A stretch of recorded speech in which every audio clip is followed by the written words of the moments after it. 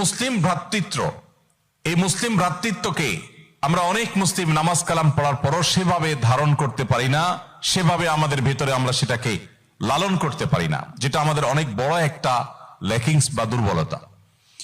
As a মুসলমান আমরা গোটা পৃথিবীর সমস্ত মুসলমানদের সুখে সুখী হওয়া, গোটা বিশ্বের সমস্ত মুসলমানদের কষ্টে কষ্ট অনুভব করাটা আমাদের নৈতিক দায়িত্ব।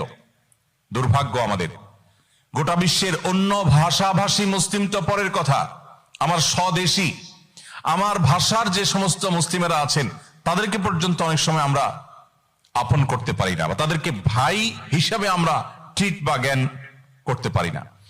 যে হাদিসটা আমি পাঠ করেছি সে হাদিসে এই ইসলামী বা মুসলিম ভ্রাতৃত্বকে আরো বড় আকারে, বড় অ্যাঙ্গেলে দেখানো হয়েছে।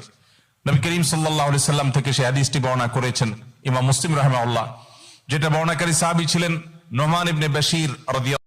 Likey